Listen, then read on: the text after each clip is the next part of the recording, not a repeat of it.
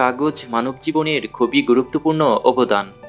যদিও ইন্টারনেটের কল্যাণে কাগজের ব্যবহার কমছে, কিন্তু স্কুলের বই থেকে শুরু করে মুদ্রা তৈরি, টিস্যু পেপার, টয়লেট পেপার, খাতা তৈরি এবং পরীক্ষা দিতেও কাগজের প্রয়োজন হয়।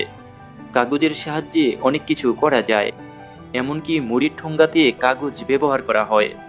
আপনি কি কখনো ভেবে দেখেছেন কাগজ কোথা থেকে কিভাবে এলো, কাগজের ইতিহাস এবং কাগজ ফ্যাক্টরিতে কিভাবে তৈরি হয়? এসব তথ্য বিস্তারিত জানতে পুরো ভিডিওটি দেখতে থাকুন। আমরা প্রথমে জানব কাগজ ফ্যাক্টরিতে কিভাবে তৈরি হয়। কাগজ তৈরিতে গাছের প্রয়োজন হয়, যা ইউক্যালিপটাস বা নীলগিরি গাছ নামেও পরিচিত। এই নীলগিরি গাছে প্রচুর পরিমাণ সেলুলোজ ও ফাইবার থাকে। তাই কোম্পানির পক্ষ থেকে প্রতি বছর প্রায় 200 মিলিয়ন নীলগিরি গাছ লাগানো হয়। কোম্পানিতে অনেক ওয়ার্কার গাছগুলোকে নিয়মিত দেখাশোনা করে। বলে রাখি, কাগজ বানানোর জন্য প্রধানত যা ব্যবহার হয় সেটা হলো সেলুলোজ। আর সেলুলোজ হলো কার্বোহাইড্রেট, যেটা নীলগিরি গাছের মধ্যে পাওয়া যায়। এটা চটচটে পদার্থ টাইপের হয়।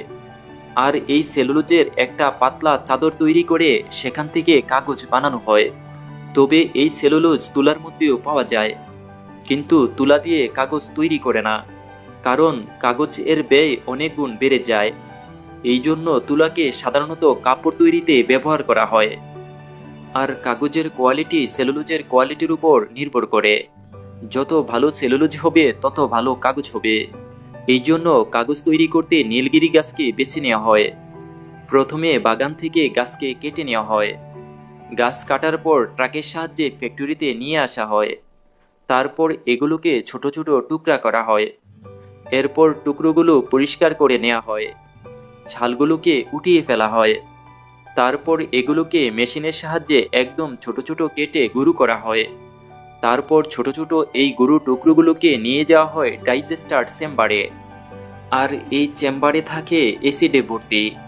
অ্যাসিডে গাছের টুকরোগুলোকে রান্নার মতো করে নেওয়া হয়।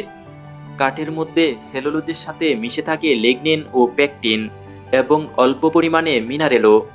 তার মধ্যে লিগনিনকে সেলুলোজ থেকে আলাদা করতে হয়, না হয় ভালো মানের কাগজ তৈরি হবে না। কারণ লিগনিন এমন পদার্থ যা গাছকে শক্ত ও মজবুত করে। এই জন্যই গাছের গুঁড়ো টুকরোগুলোকে ডাইজেস্টার চেম্বারে পাঠিয়ে দেওয়া হয়, যার মধ্যে অ্যাসিডিক সলিউশন থাকাতে লিগনিন আলাদা হয়ে যায়। থাকে শুধু গাছের ফাইবারগুলো। অ্যাসিডে ডুবানো গাছের গুঁড়ি কিন্তু নরম হয়ে যায়, আর এই অ্যাসিড ধীরে ধীরে গলাতে থাকে। এ সময় গাছের গুঁড়িগুলোতে কিছুটা সাদাসে ভাব চলে আসে। এবার এই নরম উড ফাইবার পানি দিয়ে পরিষ্কার করা হয়। এই পানি দিয়ে ধোয়ায় সকল অ্যাসিডিক সলিউশনও রিমুভ হয়ে যায়। তারপর এই গলন্ত ফাইবারে পার অক্সাইড ও অক্সিজেনের মাধ্যমে ব্লিচিং করা হয়। কিছুক্ষণ এভাবে চলতে থাকে। তারপর ক্যালসিয়াম কার্বনেট মিক্স করা হয়। এরপর এর মধ্যে পরিমাণ মতো পানি দেওয়া হয়। আর এভাবে মিক্স করতে করতে হয়ে যায় একরকম পেস্ট হয়ে যায় এই উড ফাইবার। যদি কালার পেপার বানাতে চায় তবে এর সাথে কালার মিক্স করতে হয়। এরপর এই মিক্সার চলে যায় পেপার মিক্সার মেশিনে। এই মেশিনে থাকে ভারী ভারী রুলার, আর এখানে প্রায় 40টি রুলারে একের পর এক পিছতে থাকে। এই রুলারগুলোতে থাকে প্রচণ্ড গতি আর হিটে ফাইবার পেস্ট শক্ত হয়।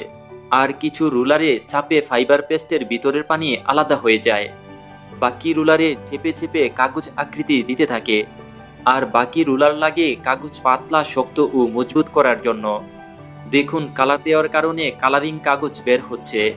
আর এই সব রুলার থেকে কাগজ বের করার পরও কাগজ কিন্তু কিছুটা ভিজা থাকে। এখান থেকে বের করার পর এগুলোকে ইনফ্রারেড চেম্বারে ঢুকিয়ে হিট দেওয়া হয়। এখানে হিট দেওয়ার সাথে সাথে কাগজ শুকিয়ে যায়, আর প্রস্তুত হয়ে যায় কাগজ। কাগজ প্রস্তুত হওয়ার পরে কাগজের পুরুত্ব কোয়ালিটি চেক করে দেখা হয়। ল্যাব টেস্ট শেষে শুকনো কাগজগুলোকে একটি রুলার পেঁচাতে থাকে। আর ঘন্টায় এভাবে ফ্যাক্টরিতে এক একটা ইউনিটে 80 কিলোমিটার লম্বা কাগজের রিল তৈরি করা হয়। তারপর কাগজের রোলগুলোকে কাটিং মেশিনের সাহায্যে কেটে বিভিন্ন সাইজ করা হয়। এরপর প্যাকেট করে মার্কেটে পাঠিয়ে দেওয়া হয়। আর এই কাগজ থেকে খাতা, বই, নিউজপেপার, ম্যাগাজিন যা যা দরকার সেই সব জিনিস বানানো হয়। আবার পুরনো কাগজ রিসাইকেল করেও কাগজ বানানো যায়, কারণ পুরনো কাগজে সেলুলোজের পরিমাণ বেশি থাকে। এতক্ষণ জানলাম কাগজ তৈরি করতে গাছ ও পানির প্রয়োজন হয়। তবে অবাক করা তথ্য হলো 1 কেজি কাগজ বানাতে 100 লিটার পানির প্রয়োজন হয়। তবে এই পানিকে পুনরায় রিডিউস বা পুনরায় ব্যবহার করা হয়। তবে এখন আমরা জানব কাগজের ইতিহাস, কাগজ কোথা থেকে এবং কিভাবে এলো। কাগজে সারা পৃথিবীর ইতিহাস লেখা আছে। প্রাচীনকালে বেশিরভাগ তাম্রলিপিতে, শিলালিপিতে এবং কাঠের উপর লেখা হতো, কারণ যাতে করে লেখাগুলোকে অনেকদিন পর্যন্ত সুরক্ষিত রাখা যায়। তবে ঐতিহাসিকদের কথা অনুযায়ী কাগজের আবিষ্কার চীনের আবিষ্কারগুলোর মধ্যে ধরা হয়। 105 এডিতে চীনের হাম সাম্রাজ্য চলাকালে তাদের একজন সরকারি কর্মচারী সাইলুন এই কাগজের আবিষ্কার করেছিলেন। বিভিন্ন ধরনের গাছের পাতা এবং কাঠকে একত্রিত করে এবং কিছু সুতোর মতো দুবরু মিশিয়ে কাগজ প্রথমবার তৈরি করেছিলেন। এটা বলা হয় যে তার তৈরি কাগজ অনেক মোলায়েম ও চকমকে ছিল।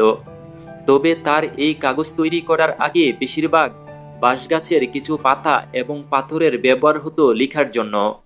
সমস্যা হলো পাথর ও বাঁশের উপর লেখা জিনিসটা অনেক ভারী হয়ে যায় এবং গাছের পাতা খুব তাড়াতাড়ি নষ্ট হয়ে যেতে পারে। আর চীনের সাইলুন এমন জিনিসটা আবিষ্কার করতে চেয়েছিলেন যে যেটা সস্তা হবে এবং যার উপর ইজিলি লেখাও যাবে। আর এভাবেই কাগজ প্রথমবার তৈরি করেছিলেন। এরপর ধীরে ধীরে কাগজ সারা পৃথিবীতে ছড়িয়ে পড়ে। আর এই কাগজ আবিষ্কারের জন্য সাইলনকে সেন্ট অফ পেপার, কাগজের সাধুও বলা হয়ে থাকে। তবে কাগজের ব্যবহার এবং কাগজের উপর লেখার অনেক প্রমাণ প্রাচীন ভারতীয় সভ্যতা থেকেও পাওয়া যায়। প্রসূতি সিন্ধু সভ্যতাতেও কাগজ তৈরি করা এবং কাগজ ব্যবহারের অনেক প্রমাণ পাওয়া যায়। এর থেকে এটাও বোঝা যায় চীনের পরে যদি কোথাও সবচেয়ে বেশি কাগজের ব্যবহার হয় সেটা ভারতবর্ষ ছিল। ভারতে প্রথম কাগজ তৈরির কারখানা 15শত শতাব্দীতে কাশ্মীরে স্থাপন করা হয়েছিল। তবে সেই সময় কাগজ হাত দিয়ে তৈরি করা হতো। তখন এত বড় বড় ফ্যাক্টরি এবং মেশিনপত্র ছিল না। 1870 সালে আধুনিক পদ্ধতিকে ব্যবহার করে প্রথম কাগজ তৈরির কারখানা হুগলি নদীর ধারে তৈরি করা হয়েছিল। সেখানে ব্রিটিশ শাসন চলত। কলকাতা ছিল তাদের রাজধানী। এই কারণে কলকাতার খুব কাছাকাছি বালিতে প্রথম কাগজ তৈরির কারখানা স্থাপন করেছিল। তবে বন্ধুরা, ভিডিওটি কেমন লেগেছে কমেন্টে জানাতে কিন্তু ভুলবেন না। পরবর্তী ভিডিও দেখার অপেক্ষায় ততক্ষণ ভালো থাকুন। ধন্যবাদ।